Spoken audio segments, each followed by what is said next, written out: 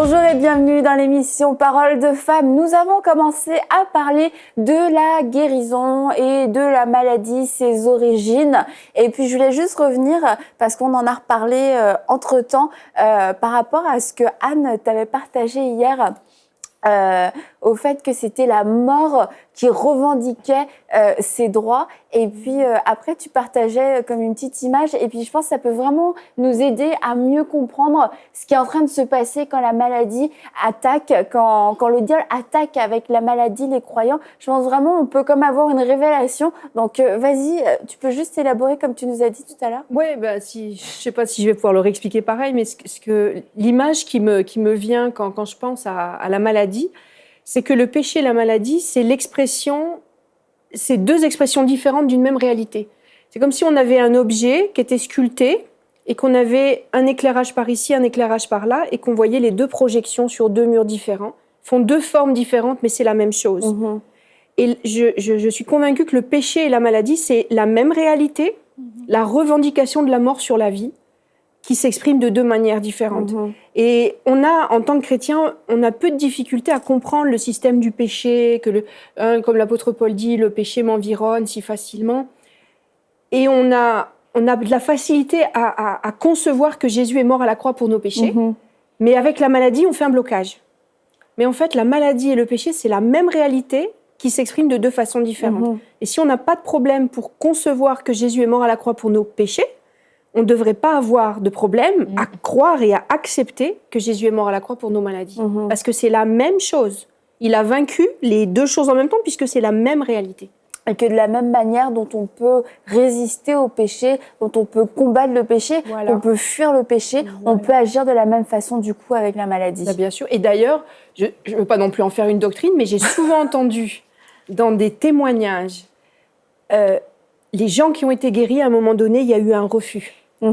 Souvent, quand tu entends les témoignages de guérison, il y a eu un moment où la personne a refusé.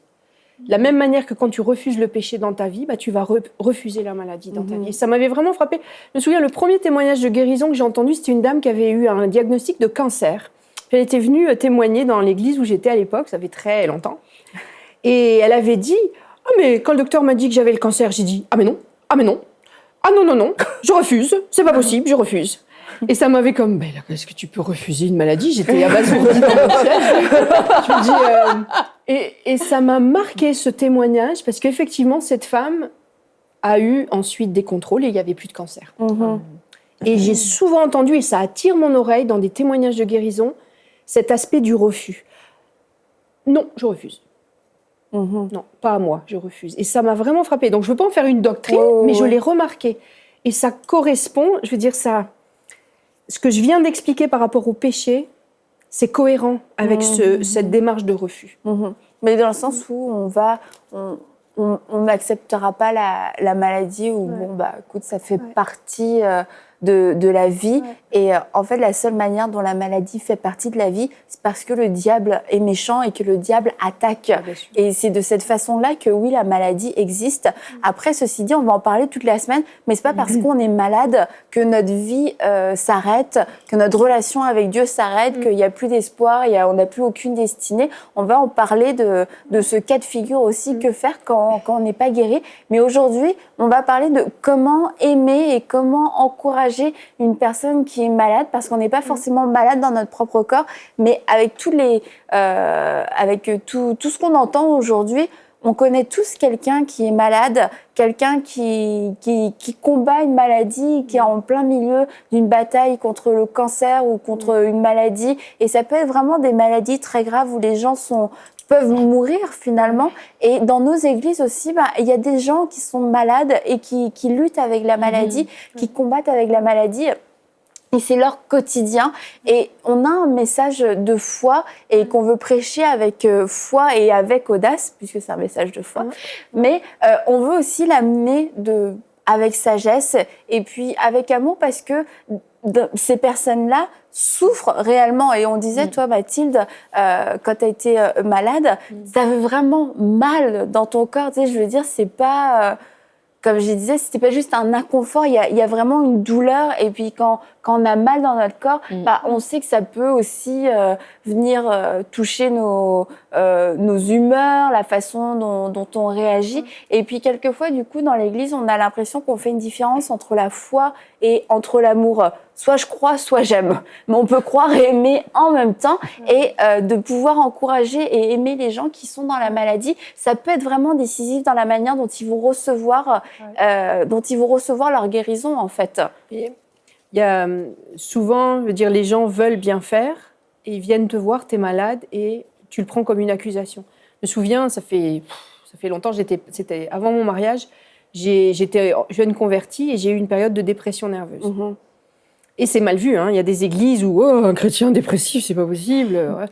Et je me souviens d'un chrétien qui était venu me voir et qui m'a dit « Mais un chrétien triste est un triste chrétien, il faut saisir ta victoire. » Et donc, il m'a bombardée de clichés comme ça. J'étais bombardée de clichés. J'étais jeune convertie, j'avais peut-être 1 an et demi de conversion, c'était pas beaucoup. Je me dis quoi, de quoi, qui, quoi, je comprends pas. Aller saisir la victoire, elle est où ma victoire que je l'attrape? Et on nous bombarde de clichés comme ça. Puis toi, t'es malade, tu souffres, t'es pas bien. Et puis, les autres te disent qu'il y a une solution, mais tu la vois pas, la solution. Et du coup, tu te sens accusé, tu te sens condamné. Donc, t'en conclus que t'as rien compris, t'es un mauvais chrétien, ou t'es dans la défaite. Il y a toutes ces connotations péjoratives sur toi. Et ça fait un peu comme les amis de Job. Hein. Quand on lit le livre de Job, mais c'est typique, mais je veux dire, c'est l'illustration, c'est l'archétype des maladresses des gens qui veulent bien faire, mais qui nous écrasent, en fait. Quand tu vois les amis de Job qui vont lui dire « Mais c'est parce que tu as péché, c'est parce qu'il y a ci, parce qu'il y a tel problème, tel problème. » Et les gens qui sont malades, ils n'ont pas besoin d'entendre des choses comme ça. Ils ont besoin qu'on les aime, qu'on ait de la compassion pour leur douleur, et qu'on les prenne par la main dans la foi pour venir chercher ce que Dieu a pour eux. Et moi, je me souviens, j'ai été guérie instantanément. Là, quand je vous parlais de cette dépression, un dimanche, j'ai entendu le dimanche matin au culte qu'ils annonçaient à la fin du culte qu'il y aurait l'onction d'huile pour les malades. J'ai dit, je vais y aller. Alors je me suis levée à la fin du culte, au moment où le pasteur avait désigné pour prier pour les malades. Je me suis approchée, j'ai eu l'onction d'huile et instantanément j'ai été guérie. Et ça faisait des semaines que j'étais vraiment dans un état dépressif assez préoccupant. Et instantanément, j'étais complètement guérie. Et ceux qui connaissent la dépression nerveuse savent que tu ne guéris pas en un clin d'œil. Mais là, ce jour-là, j'ai été guérie instantanément. Et j'allais dire, cette victoire, je l'ai saisie. Mais avant, quand on me disait « Va saisir ta victoire, ça ne voulait rien dire. Mais qu'on me dise « Viens, je vais prier pour toi. Viens, je vais prier avec toi. » Ça, c'est un geste d'amour. Et quand on a des gens malades autour de soi, c'est pas un cadeau à leur faire de venir avec le marteau de « Tu devrais faire ci, tu devrais faire ça, t'as pas assez la foi. » Dans la parole, il y a écrit ça, les versets. Ils ont besoin qu'on les prenne par la main, qu'on compatisse et qu'on prie avec eux et qu'on leur montre la victoire qu'il y a eu à la croix pour eux. Pour semer la foi dans leur cœur. Hein, moi, j'imagine qu'en ce temps-là, ce qui m'aurait vraiment béni, c'est d'entendre des témoignages de guérison. C'est d'entendre des... Jésus a la guérison pour toi, viens, on va prier. C'est ça que j'avais envie d'entendre. C'était pas il faut ci, il faut ça, il faut saisir la victoire. Finalement, la responsabilité revient beaucoup sur toi. On a notre rôle à jouer, dans le sens où c'est nous qui croyons, mais on ne croit pas en nous-mêmes, on ne croit pas dans nos forces, on ne croit pas dans ce que moi je peux faire. C'est de nous ramener à Jésus. Et puis, il y a quelque chose qui va beaucoup encourager l'autre. C'est de lui faire comprendre que la solution, elle est en nous, dans notre relation avec Dieu. Parce que souvent, la démarche, je ne sais pas pourquoi c'est comme ça. Peut-être que c'est parce qu'on a l'habitude, quand on est malade, d'aller voir le médecin, puis on remplace le médecin par Jésus. Et donc, on va dire, je vais chercher la solution à l'extérieur. C'est Annabelle, prie pour moi. Mais c'est bien qu'on prie pour les autres. Et puis, je l'encourage et je le fais moi-même. Mais la première des choses, c'est à l'interne. Dieu a mis le miracle de la vie dans ton corps. Il t'a voulu sans maladie. Et tu l'as encore, ce pouvoir de guérison dans le corps. On l'a.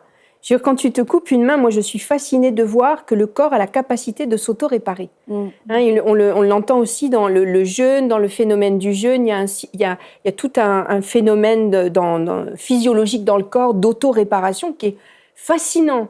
Et je me dis, Dieu a mis déjà le miracle de la vie et de la guérison en nous. Parce que Dieu veut qu'on soit en bonne santé. Et donc, la première chose que la personne a à comprendre, c'est que c'est déjà elle, en elle, qui est la solution. C'est pas... Et si Annabelle refuse de prier pour moi, c'est pas plus grave que ça. Parce que si moi, je m'approche de Dieu, comprenez, parce qu'il y a des gens qui vont courir après tel prédicateur, telle personne. Ah ben lui, il a prié, ils ont été guéris. Alors, mais il vient pas dans ma ville avant l'année prochaine, donc je vais être encore un an malade. Mais non, la guérison, tu peux l'avoir aujourd'hui. Parce que la solution, elle n'est pas à l'extérieur, elle est en moi, parce que Dieu l'a mis en moi, parce que c'est la vie qu'il a mis en moi. Amen. Et c'est vrai qu'on doit à la fois être vigilant dans le sens, là je parle de l'autre côté, quand tu es de l'autre côté de la barrière, de ne pas donner des phrases clichés gratuites, dans le sens on s'attend à rien, on s'attend même pas nous-mêmes à ce que la personne soit guérie. Saisis ta victoire, c'est comme un moyen gentil quelquefois de dire oui c'est ça, écoute, c'est Jésus qui s'occupe de toi, laisse-moi tranquille. C'est ça. Et quand on le fait dans cette démarche-là, on peut dire des vérités, mais quand on veut se débarrasser de la personne, qu'on n'a pas du tout à cœur sa guérison ou quoi que ce soit, la personne le prend comme une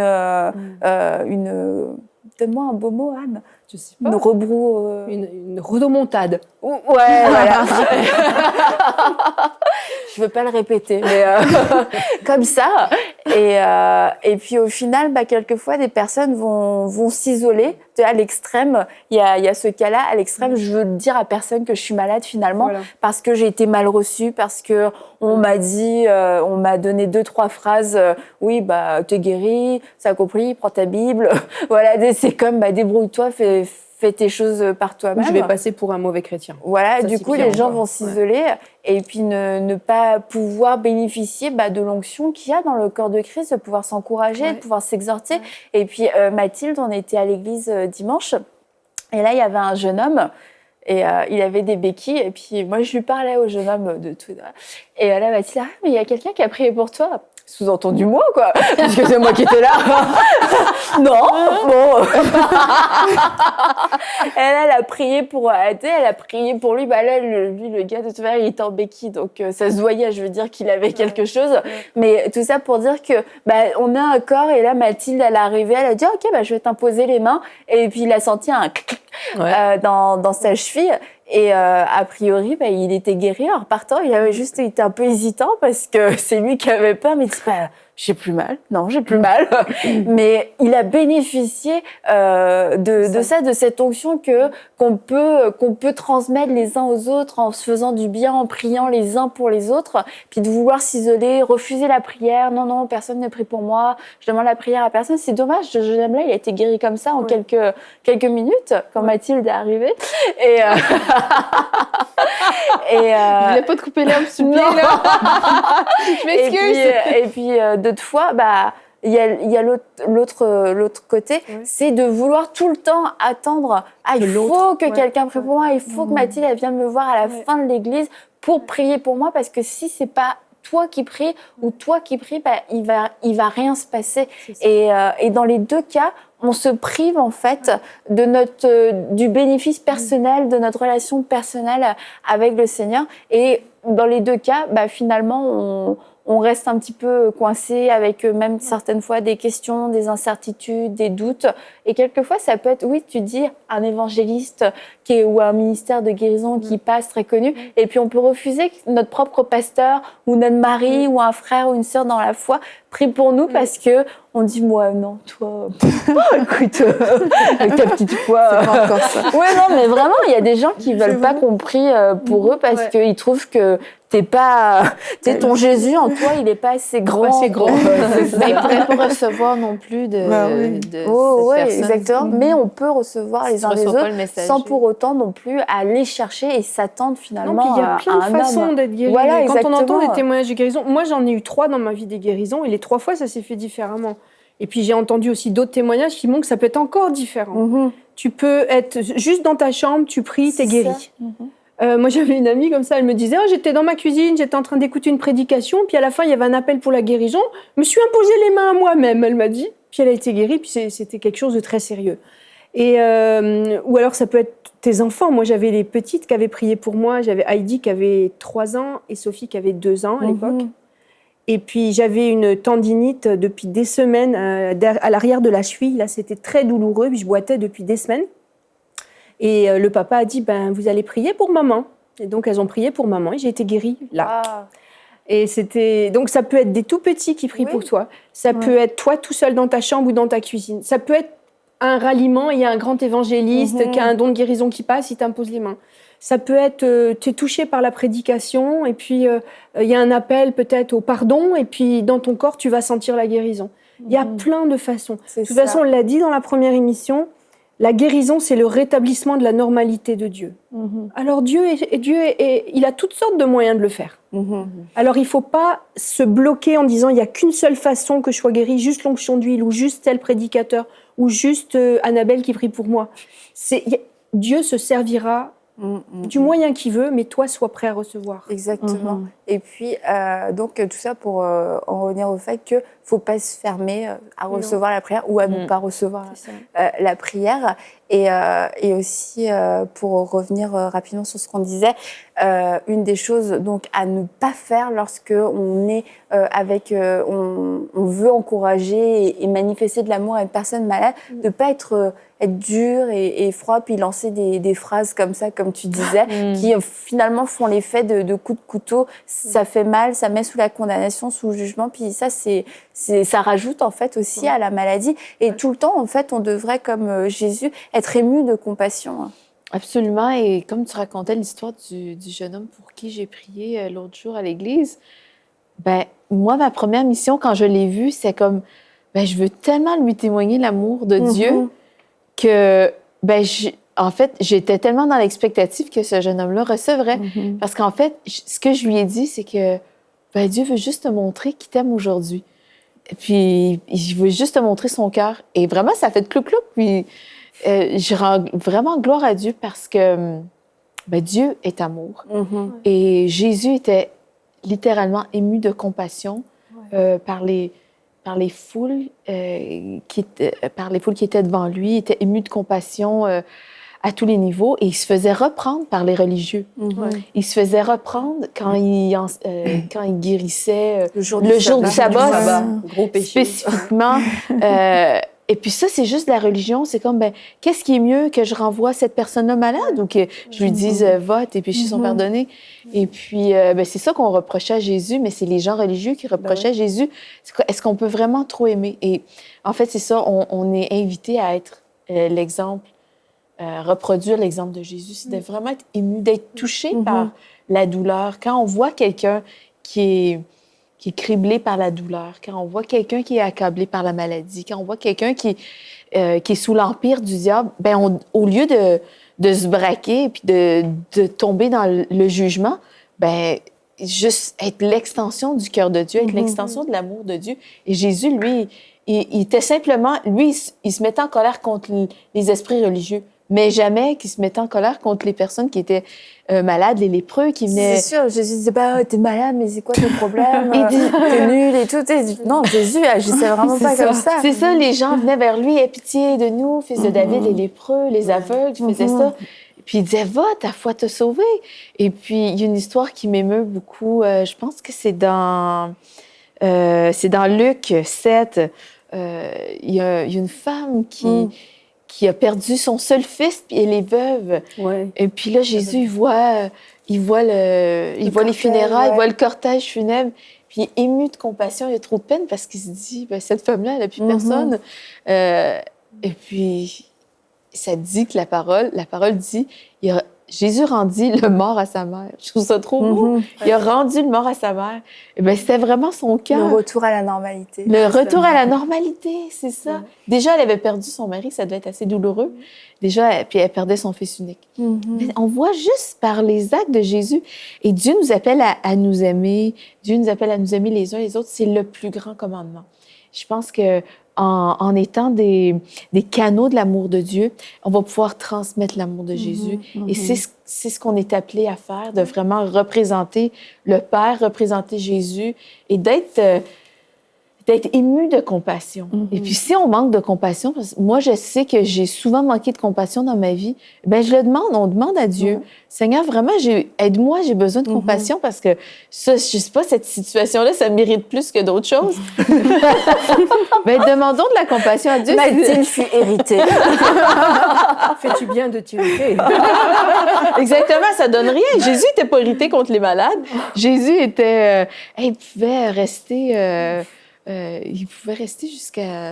jusqu'à la fin du jour, devant ces foules-là. Il priait pour des milliers et des milliers de personnes. Puis, ben, le cœur de Dieu, le cœur de Dieu, c'est la compassion, c'est l'amour. Donc, on est appelé à être cette extension-là. Et puis, je sais, quand j'ai vécu beaucoup de souffrance, je me réfugiais dans cet amour-là aussi. Je me réfugiais dans l'amour de Dieu, juste parce qu'on peut se réfugier dans les gens, on peut se réfugier en appelant les gens et en parlant de notre situation. Puis j'ai découvert que ça me faisait pas de bien en tant que moi, la personne malade. Dieu nous appelle à démontrer de l'amour envers ceux qui sont malades, mais aussi se réfugier, quand on est malade, se réfugier dans l'amour de Dieu. Pour moi, c'était mon plus grand bien. Je méditais sur l'amour de Dieu. Je peux méditer sur les fleuves d'eau vive, d'amour qui coulent. C'est la vie de Dieu qui coule en moi et je sais que c'est ça qui me guérit. La guérison de Dieu est accessible parce que Jésus l'a payé. Jésus a été tellement rempli d'amour pour moi que j'ai juste à me réfugier dans qu'est-ce qu'il a fait. Je peux me reposer. Je peux me reposer dans son œuvre tout accomplie. Puis vraiment, c'est ça l'amour de Dieu. Puis on voit quand on lit les évangiles qu'à chaque fois, la compassion, quand Jésus était ému de compassion, ça précédait un miracle. Toujours. Et parce que dans la compassion, c'est le cœur de Dieu qui se manifeste. Et quand le cœur de Dieu se manifeste, Dieu lui-même se manifeste par la guérison, par la multiplication des pains. Jésus fait ému de compassion, bam, miracle. À chaque fois, je dis, moi aussi, je vais être ému de compassion. Parce que quand je suis émue de compassion, je suis pas en train de penser, je veux qu'elle croie, je veux qu'elle soit guérie, je veux que ceci. Tu sais, c'est comme pour moi quasiment. Mais émue de compassion, tu as les intérêts de Dieu à cœur. Tu vois la personne avec le cœur de Dieu comme une patience, une bonté aussi renouvelée. Parce que quelquefois, il y a des gens, c'est vrai, ou des situations, même au-delà de la maladie, ça peut causer de l'irritation. Et l'irritation va amener comme quelquefois une impatience ou un combat dans la chair où finalement on s'en prend aux gens. Et la Bible nous dit que notre combat, c'est pas contre la chair et le sang. Et puis quand on comprend, comme ton image, que quand on s'attaque à la maladie, c'est comme si on s'attaquait au péché, on s'attaque à quelque chose de spirituel. Et la compassion qui est surnaturelle va amener le surnaturel de Dieu à se manifester. Et les personnes on va pouvoir les accompagner, comme tu disais, dans ce chemin de la foi et aussi même à leur rythme. Quelquefois, on va pouvoir les aider à aller plus vite, mais on va aussi pouvoir supporter le rythme. Parce que quelquefois, on peut être impatient avec des personnes qui sont malades parce qu'on ne prend pas forcément en compte déjà leur état physique. Et peut-être que quand on est malade, c'est plus difficile. Tu sais, je veux dire, tu n'es pas là en train de courir partout. Oui, je vais faire ci, je vais faire ça. Tu sais, comme tu disais, tu te réfugiais dans la présence de Dieu et tout, mais tu n'étais pas là en train de t'activer physiquement, je dirais. Et puis on peut vouloir les gens les secouer, alors sors de ton lit, fais ci, fais ça, puis finalement être impatient et être impatient et dur avec eux. Et dans cette compassion là, on va pouvoir accepter comme la personne elle est à ce niveau-là, elle est peut-être arrivée là, mais je peux le supporter et je peux continuer de l'aimer parce que c'est pas mes intérêts à moi, c'est pas moi qui suis dans un combat pour que la personne soit guérie. Je veux juste voir sa guérison parce que Dieu l'aime. Parfois, on oublie facilement la personne qui est à côté de nous parce que on veut tellement que la personne soit guérie, par exemple, juste pour qu'on dise que Aurélie a imposé les mains à telle personne, la personne est guérie. Et en faisant ça, on pousse aussi des gens parfois avec des paroles, comme on disait au début. Et là, on sort un peu complètement du but, en fait. C'est pour ça que moi, je suis vraiment à 10 000% d'accord avec ce que tu as dit, c'est demander la compassion à Dieu. Parfois, on peut même penser qu'on a de la compassion, mais on ne l'a pas. Parce que on peut jamais imaginer ce que quelqu'un est en train de vivre quand la personne est dans une certaine situation. Donc, ça doit être un réflexe qu'au-delà peut-être de notre caractère habituel, normal, de compassion, mais qu'on demande la compassion à Dieu pour la situation présente, pour ce que la personne est en train de vivre à ce moment-là.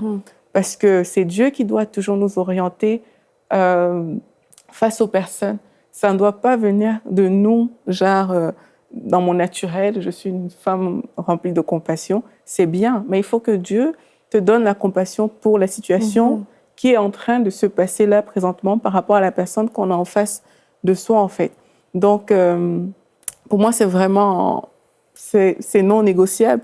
C'est une étape quand on veut aider quelqu'un dans son processus de guérison. C'est vraiment d'abord nous, Seigneur, donne-moi ta compassion et montre-moi comment je peux aider cette personne. Montre-moi comment aller au rythme de cette personne pour ne pas la blesser, pour ne pas la frustrer, parce qu'on peut ne pas le faire exprès, mais ça arrive quand même qu'avec ton excès de zèle, avec ton excès de ci, ben, tu puisses froisser quelqu'un. Donc, c'est vraiment d'aller chercher cela, demander à Dieu, en fait. Et puis, ça n'empêche en rien de prier pour la personne. On peut... Voilà, mais je veux dire, dans notre vie personnelle, on peut prier pour cette personne. Il y a des choses, quelquefois, on ne peut pas le dire parce que ce n'est pas le temps de le dire, ce n'est pas le moment de le dire. Et ce qu'on va dire, ça ne va pas être reçu, ça va plus créer des frictions, de la tension. Voilà. C'est ça qui montre qu'on aime. C'est ça qui montre qu'on aime, c'est la capacité à prendre sur nous ces choses-là et de dire, OK, il y a telle personne qui est malade, elle n'est peut-être pas là à côté de moi, mais je peux aller chez moi et je prie pour elle.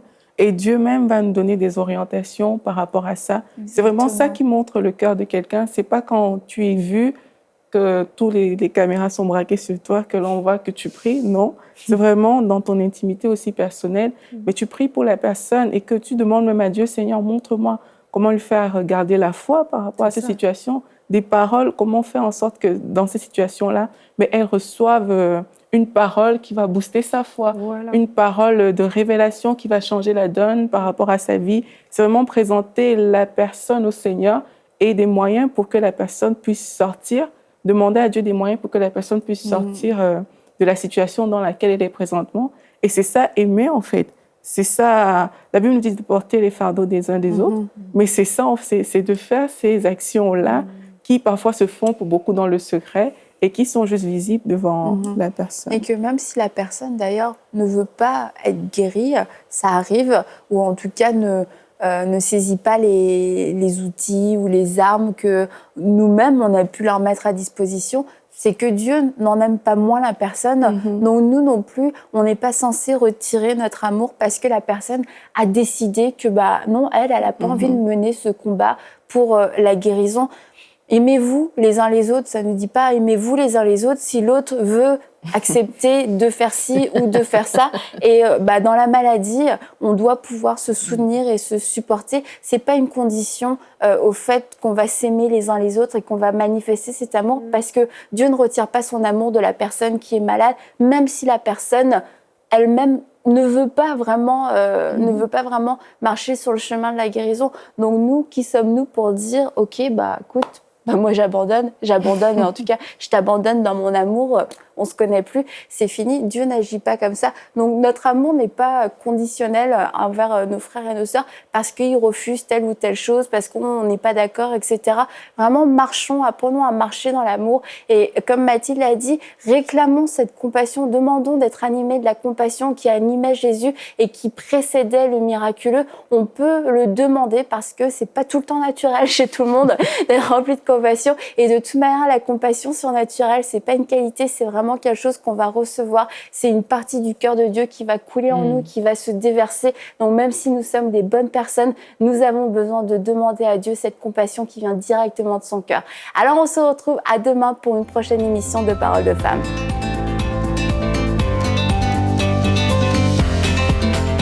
Retrouvez toutes les émissions de Paroles de Femmes en intégralité sur www.emcitv.com.